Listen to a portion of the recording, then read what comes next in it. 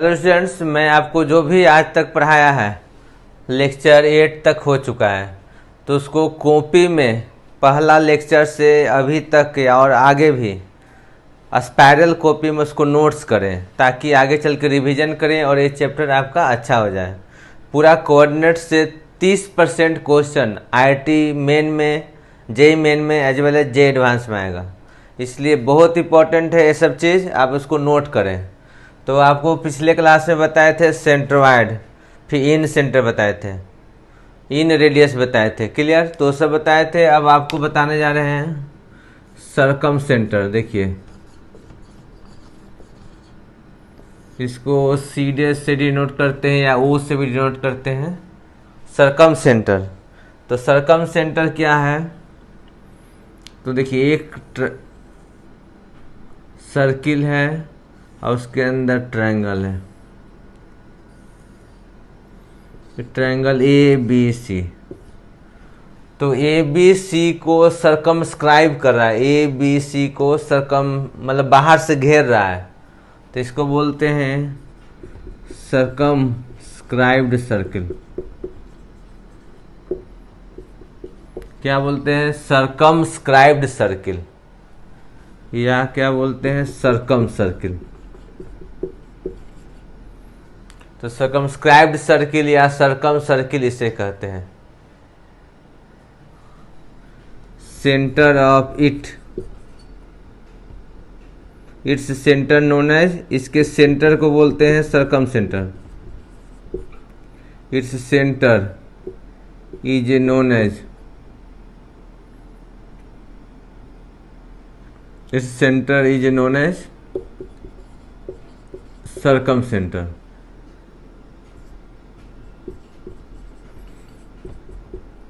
सरकम centre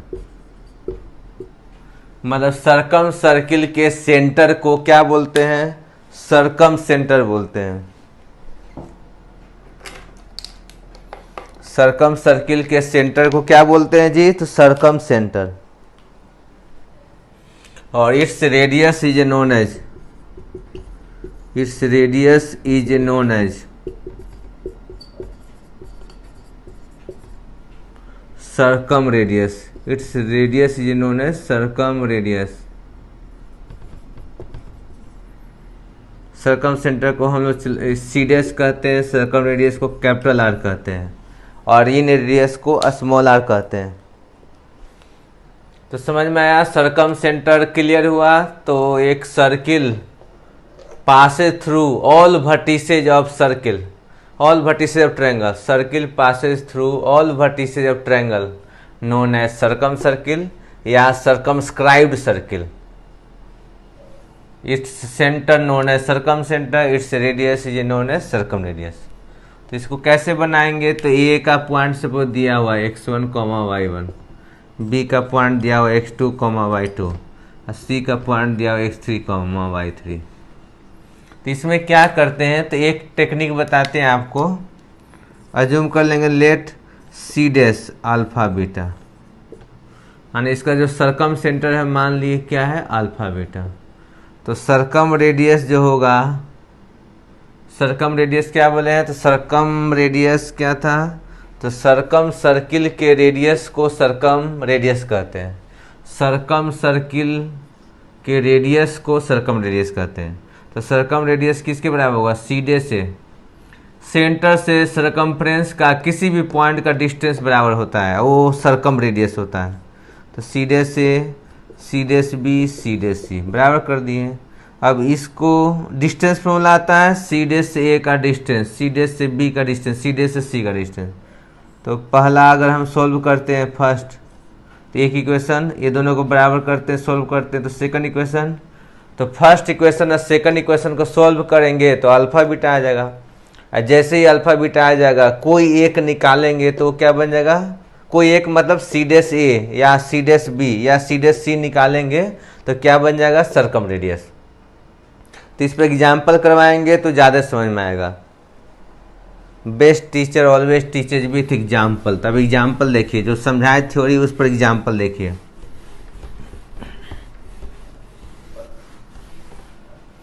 तो कोई एक ट्रायंगल लिए हम, अगर इसका रेंडम पॉइंट 0 0 लिए, 2 0 लिए, 0 6 लिए। अब पूछ रहा है फाइंड, क्वेश्चन में find circum centre and circum radius, find circum centre and circum radius. क्या क्या पूछ रहा है जी? सर्कम सेंटर पूछ रहा है और सर्कम रेडियस पूछ रहा है। तो कैसे बनाएंगे? तो देखिए, सीखिए अच्छा से। Let C dash alpha beta, मान लिए कि सी डैश क्या है? तो अल्फा बीटा है, तो इसलिए सर्कम रेडियस आर जो होगा क्या होगा? इसको नाम ए बी सी दे दिए, C dash A, C dash B, C dash C. तो सी अल्फा बीटा से ए का डिस्टेंस क्या होगा? Alpha square beta minus 6 whole square का रूट। सी डैश ए क्या होगा जी? अल्फा बीटा से ए से का डिस्टेंस, अल्फा बीटा से ए का डिस्टेंस। तो डिस्टेंस फॉर्मूला आप लोग को मालूम है, तो alpha minus 0 square beta minus 6 का होल स्क्वायर। और सी डैश बी क्या होगा? Alpha square plus beta square का रूट। और सी डैश सी क्या होगा? तो alpha minus 2 square beta square का रूट। क्लियर? तो ये तीनों डिस्टेंस बराबर किए। तो इसके बाद सॉल्व करने का भी ट्रिक्स है। देखिए सॉल्व कैसे करते हैं। सॉल्व करना भी इतना आसान नहीं है, तो सॉल्व करने का ट्रिक्स बता रहे कैसे सॉल्व करते हैं। तो स्क्वायरिंग टू ईच पार्ट, जितना भी पार्ट है सबको स्क्वायर कीजिए। तो alpha square beta square 36 minus 12 beta, alpha square हुआ ये, और बीटा स्क्वायर 36 माइनस 12 बीटा, और ये होगा alpha square plus beta square. ये क्या होगा? Alpha square plus 4 minus 4 alpha plus beta square. तो alpha square beta square cancel हो गया। कोई भी पार्ट जो तीनों में कैंसिल हो रहा है तो कर दे सकते हैं। अल्फा स्क्वायर बीटा स्क्वायर तीनों में है, तो तीनों में सब्ट्रैक्ट कर दिया गया। अब देखिए, पहला इक्वेट करेंगे तो 36 माइनस 12 बीटा इक्वल टू 0। ये तो कैंसिल हो गया, तो 36 माइनस 12 बीटा 0, और दूसरा part 0 equal to 4 minus 4 alpha. तो यहाँ से क्या देख रहे हैं? तो 36 माइनस 12 बीटा 0 है, तो 12 बीटा कितना हुआ? 36, तो बीटा क्या आ गया? 3।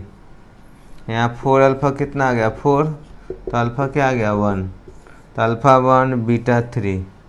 तो इसलिए सरकम सेंटर क्या आ गया आंसर में जी? Alpha 1 beta 3। तो सरकम सेंटर यही आंसर हुआ 1 3। सरकम रेडियस क्या बोले थे?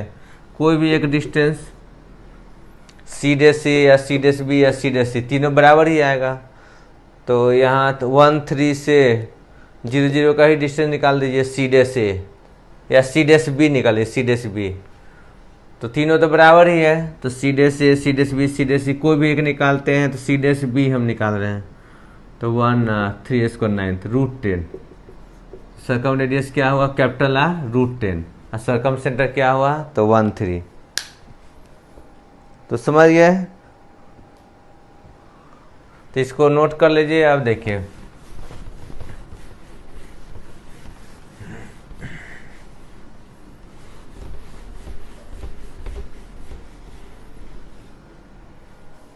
अब इसका फॉर्मूला भी बताने जा रहे हैं।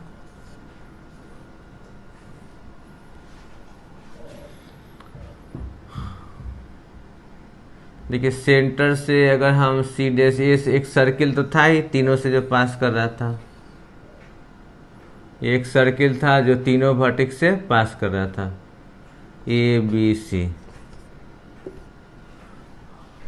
अब देखिए, यहाँ सेंटर से अपन को ड्रॉप करेंगे तो ये मिड पॉइंट हो जाता है, सुने हैं, बाइसेक्ट हो जाएगा।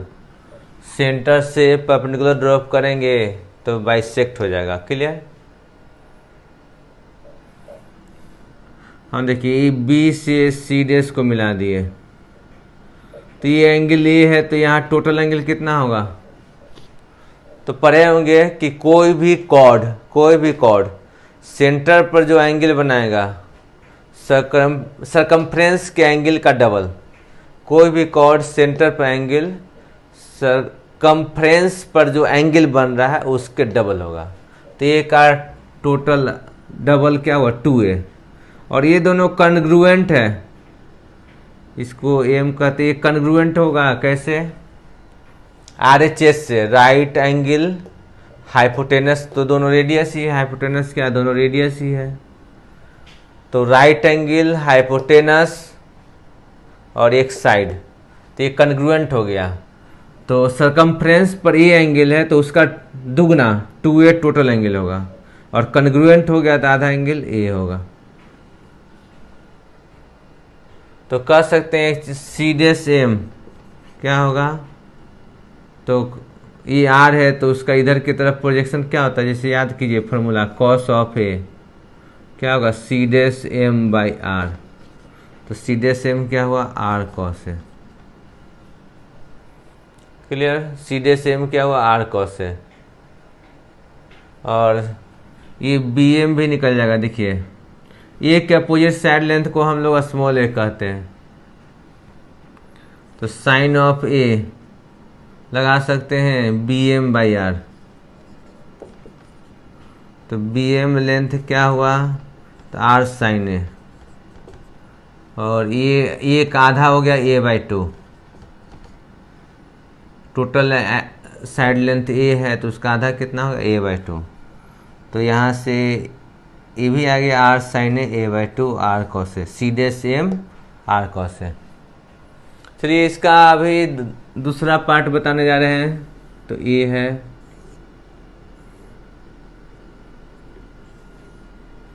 ये एंगल ये है, इसका B है C है।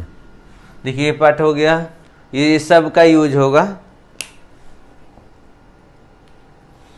तो देखिए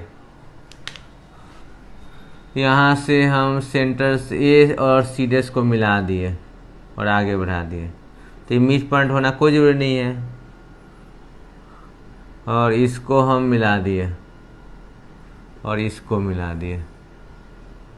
तो यहाँ देख रहे हैं इसको क्या किए हम मिला दिए, तो ये टोटल एंगल B है इस कॉर्ड के लिए, तो टोटल एंगल यहाँ क्या बनेगा C' पर 2b, तो ये कितना बनेगा π-2b। देखिए ये इम्पोर्टेंट है, क्या बता रहे हैं, तो ये देखिए कॉर्ड AC है और ये एंगल B बन रहा है, सरकमफ्रेंस पे B बन रहा है तो उसका दुगना क्या बनेगा 2b, सरकमफ्रेंस पे B बन रहा है तो सेंटर पे दुगना क्या बनेगा 2b, और ये पूरा एक लाइन है तो 2b है तो ये क्या होगा π-2b। उसी प्रकार ये एंगल C है तो इसका दुगना क्या बनेगा यहाँ टोटल 2c। कॉर्ड AB के लिए सरकमफ्रेंस पर C बन रहा है तो सेंटर पर दुगना बनेगा 2c, π-2c। अब देखिए उसी तरह जैसे ये लेंथ R था, ये लेंथ R था, तो BP उसी तरह हम लिख सकते हैं, जैसे कैसे लिखे थे BM R sin A, और ये देखिए जिसके तरफ प्रोजेक्शन इसको बोलते हैं, तो एंगल A के तरफ था R cos A और दूसरा परपेंडिकुलर R sin A। तो सिमिलरली इसका हम करेंगे तो sin π-2c, चलिए लिख के समझाते हैं। तो इसको C' in triangle BPC' sin π-2c क्या होगा BP/R, BP/R, sign π-θ sine theta होता है, तो यहाँ से BP जो हो गया R sin 2c। उसी प्रकार PC जो हो जाएगा क्या हो जाएगा, इस ट्रायंगल में लेंगे तो PC क्या हो जाएगा। अब बात है कि यहाँ 90 डिग्री है ही नहीं, तो ऐसे कि वो कर रहे कैसे कर रहे हैं आप, 90 डिग्री जब है ही नहीं। हाँ ये अच्छा क्वेश्चन है, तो 90 डिग्री यहाँ तो कुछ है नहीं, तो ये अभी नहीं लगा सकते, ये 90 के लिए ना लगाए थे। तो एक फॉर्मूला लिखाते हैं, उसको साइन रूल बोलते हैं हम, साइन रूल। ये प्रूफ करेंगे तो इसको बोलते हैं साइन रूल।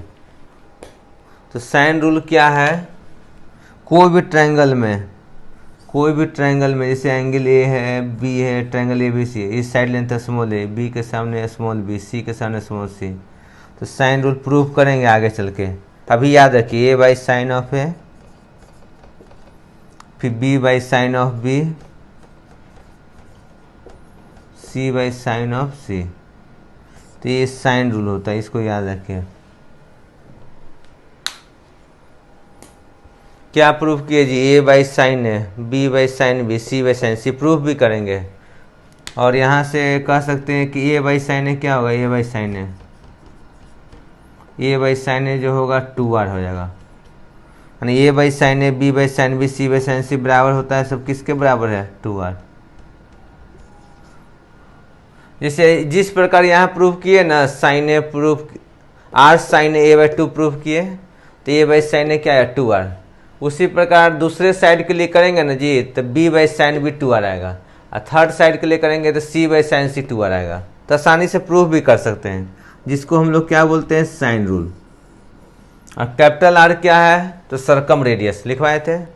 तो जिस प्रकार हम प्रूफ कर दिए यहाँ से ए बाई साइन ए 2r, उसी प्रकार इस साइड के लिए प्रूफ करेंगे तो B by sine B 2r, और इस साइड के लिए सी बाई साइन सी 2r, और तीनों का वैल्यू 2r ही आया तो तीनों बराबर होगा। तो ये है साइन रूल।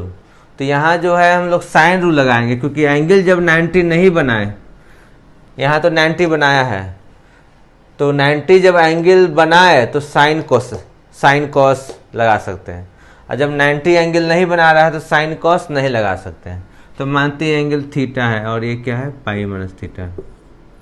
तो देखिए अब साइन रूल लगाएंगे, in triangle B P C dash, B P C dash क्या लगाएंगे, तो B P by B P length by opposite angle का साइन, साइन पाई माइनस 2c क्या होगा, साइन 2c, और R by sine opposite angle का क्या होगा, sine pi minus theta, sine theta. और इस ट्रायंगल में लगाते हैं in triangle C dash P C, इस सी डैश पी सी में लगाएंगे तो सेम लगाइए साइन रूल, तो P C divided by sine pi minus 2b, sine 2b, और R divided by sine theta.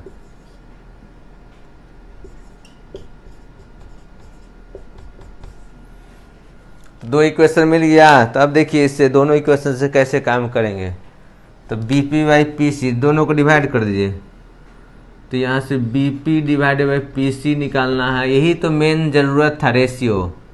जिस प्रकार मीडियन बता रहे थे सेंट्रोइड तो 1:1, फिर बताए थे इन सेंटर तो C/B, तो उसी प्रकार यहाँ भी चाहिए रेशियो। तो B P by P C निकालने के लिए ही इतना मेहनत किए।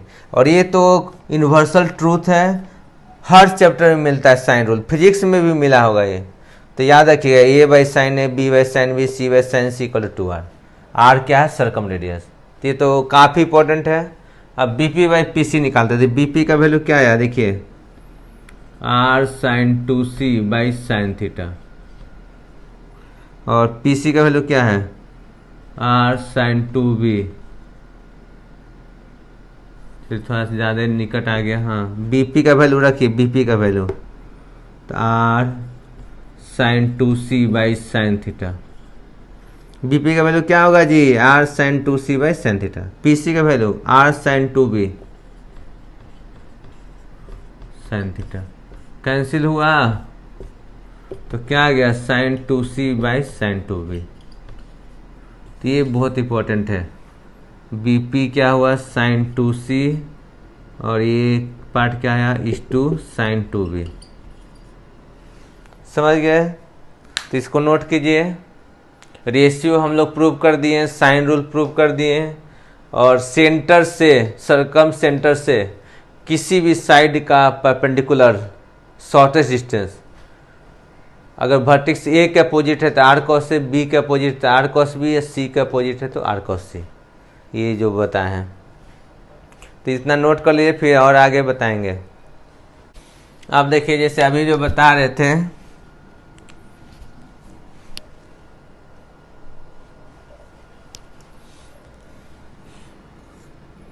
अभी जो बता रहे थे हम, क्या बता रहे थे, ए बी सी, तो ये से जो सेंटर को मिलाते हुए लाइन खींचे थे, ये पी था, तो B P by P C क्या बताए थे, sine two C by sine two B. ये है सपोज x1 y1, और b है सपोज x2 y2, और c है सपोज x3 y3। तब p का कोऑर्डिनेट क्या होगा जी, बोलिए p का कोऑर्डिनेट, तो सेक्शन फार्मूला बहुत फेमस है, तो p का कोऑर्डिनेट क्या होगा, तो सेक्शन फार्मूला लगा दीजिए, x2 sin 2b x3 sin 2c, x2 sin 2b x3 sin 2c। तो सेक्शन फार्मूला लगाएंगे तो क्या होगा, तो x2 sin 2b x2 x3 sin 2c by नीचे हो जाएगा sin 2b plus sin 2c। और फिर y में भी उसी तरह याद करिए, रेशियो याद करवाए थे, नीचे जब 2 आया था तो ऊपर 2 लिए थे, नीचे जब b प्लस सी आया था तो ऊपर b प्लस सी लिए थे। तो ये C dash by C dash P क्या होगा, यही सोचना है। तो नीचे चूंकि साइन 2b साइन 2c आ रहा है, sign 2b plus sine 2c आ रहा है, तो ऊपर वही लिखाएगा। और यहाँ देख रहे हैं x2 सेकंड में साइन 2b है, थर्ड है तो c आया, सेकंड में b आया, फर्स्ट में क्या आना चाहिए, a आना चाहिए। सिमेट्रिक है तो सेकंड में b, थर्ड में c, तो फर्स्ट में a आना चाहिए। तो यहाँ देखिए sign 2b plus sine 2c से मल्टीप्लाई करेंगे ताकि ये कैंसिल हो जाए। और फिर x1 में क्या मल्टीप्लाई होना चाहिए, साइन 2a, तो साइन 2a नीचे डिवीजन में होना चाहिए। पिछला बार क्या था, तो सेंट्रॉइड में x2 प्लस x3/2 था, तो ऊपर 2 ले लिए थे। अब बोले थे x2 में 1 मल्टीप्लाई हुआ था, x3 में 1 हुआ था, तो x1 में भी 1 होना चाहिए, तो 2:1। फिर इन सेंटर में बोले थे नीचे b प्लस सी आया था, तो ऊपर b प्लस सी लिए थे, और सेकंड में b था, थर्ड में c था, तो x1 में a नीचे लिख दिए थे। सिमिलरली जब रेशियो मालूम चल गया ये C dash by C dash P, तो सेक्शन फॉर्मूला फिर लगाइए इस दोनों में।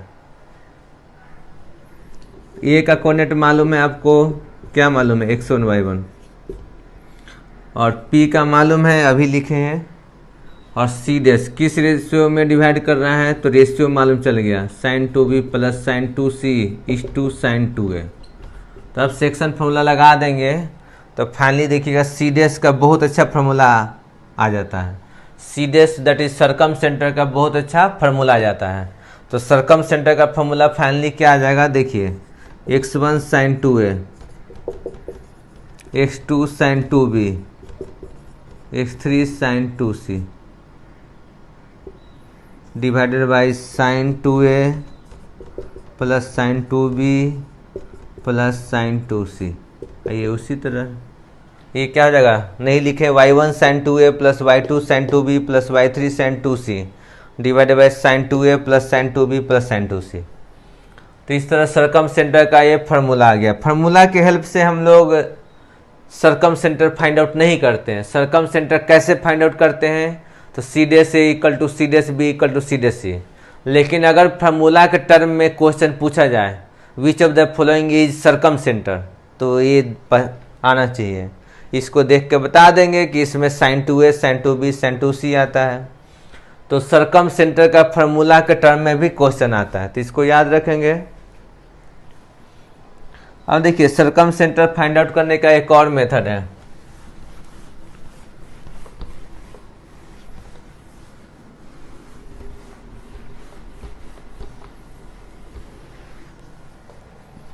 सरकम सेंटर फाइंड आउट करने का एक और मेथड क्या है, देखिए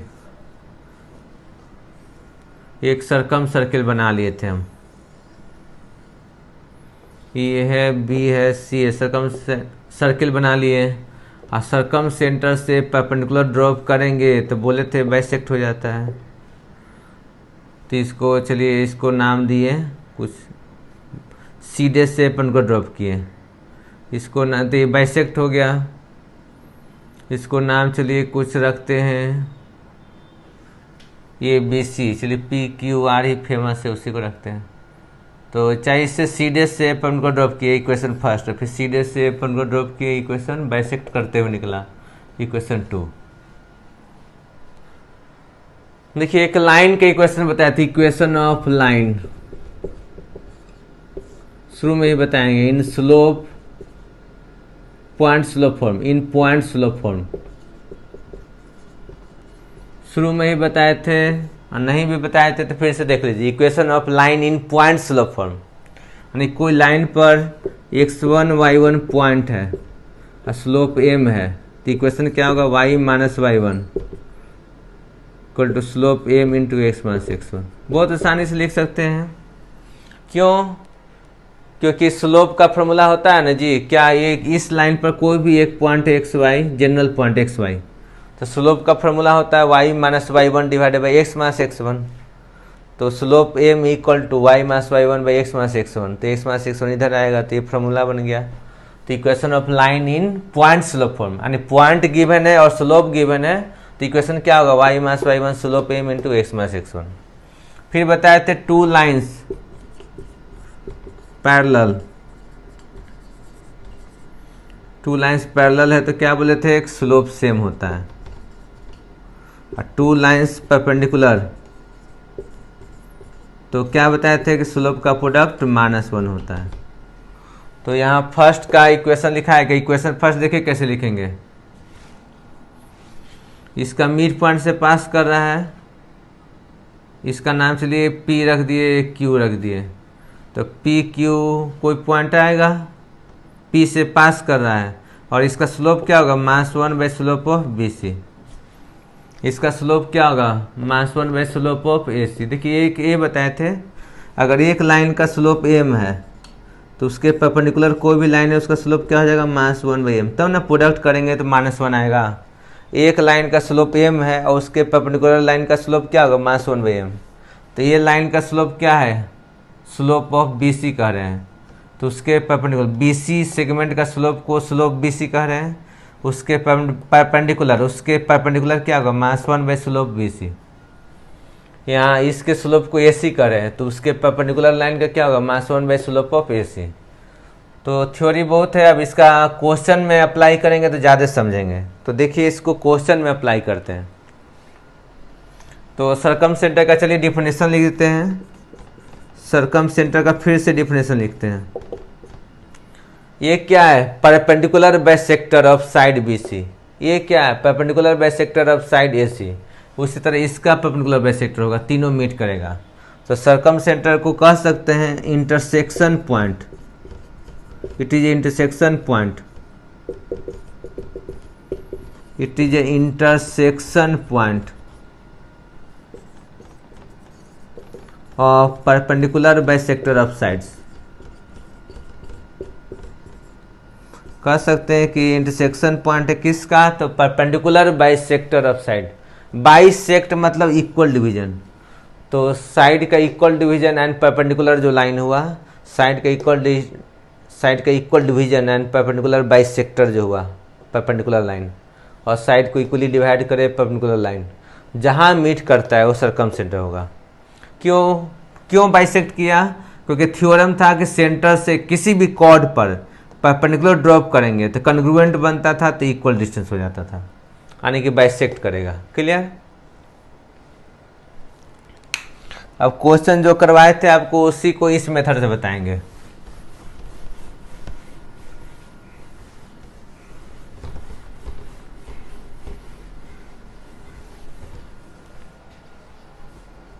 देखिए अभी एक क्वेश्चन आपको ऑलरेडी जो करवाए थे, जैसे 0 0 डिस्टेंस बराबर किए थे ना आप लोग, उसी को फिर से बताते हैं। और ये था 0 6, तो इसका मिड पॉइंट से पास करेगा बाइसेक्टर, मिड पॉइंट से बाइसेक्टर पास करेगा। मिड पॉइंट क्या है इसका, निकालिए, 0 + 2, 2/2 1 हुआ, 0 + 0 0 हुआ। इसका स्लोप निकालिए, इस लाइन का स्लोप, तो 0 - 0 0/2 - 0 2। तो इसका रिवर्स क्या हो गया, 0/2, तो बोले थे ना -1/0/2, तो क्या हो गया, -1/0, अनडिफाइन हो गया। ठीक है, अनडिफाइन। यहाँ देखिए ये अनडिफाइन हो गया। इसका स्लोप कितना होगा, स्लोप होगा इसका 6 - 0, 6/,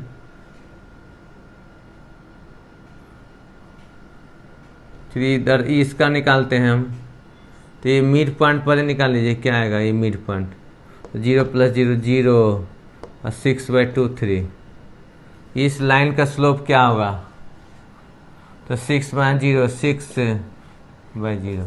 तो इसके परपेंडिकुलर लाइन का स्लोप क्या होगा? -1/6/0 दैट इज 0 हो जाएगा। तो इक्वेशन लिखते हैं। तो y माइनस, ये फर्स्ट का इक्वेशन लिखने जा रहे हैं, अब फिर सेकंड का लिखेंगे।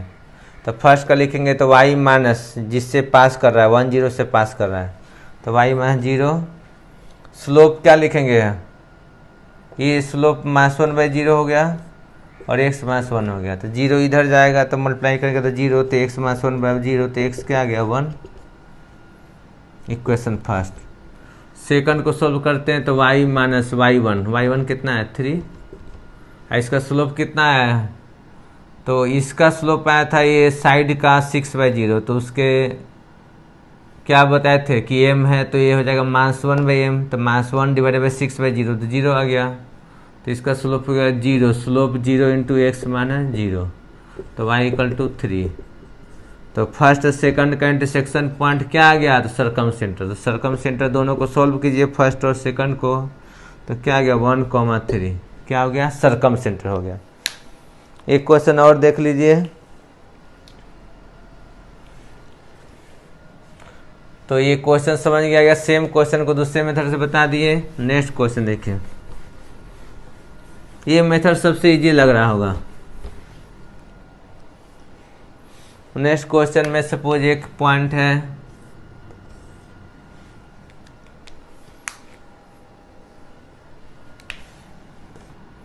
लिखिए 1 3 5 7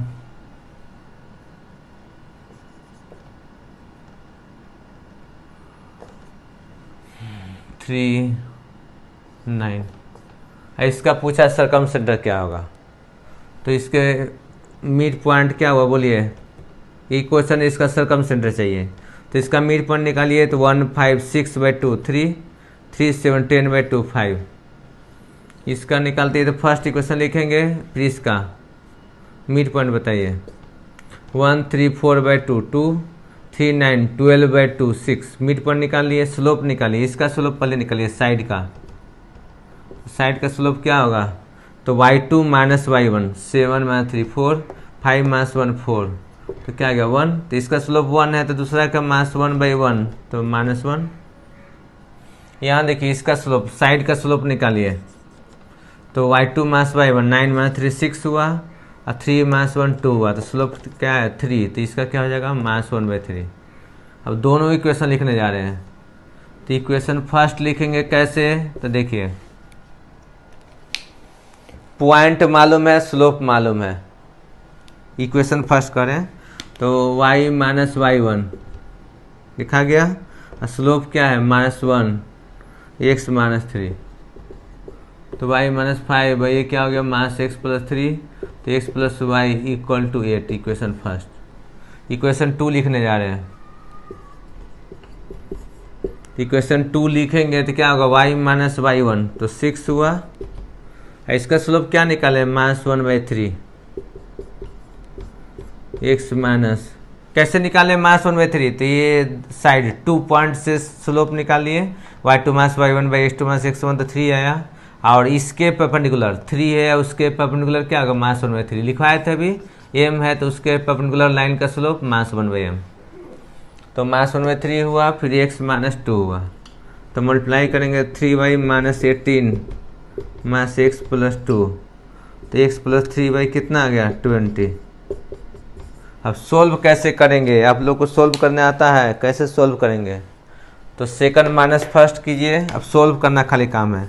तो सेकंड माइनस फर्स्ट सोल्व करेंगे तो x कैंसिल, 2y =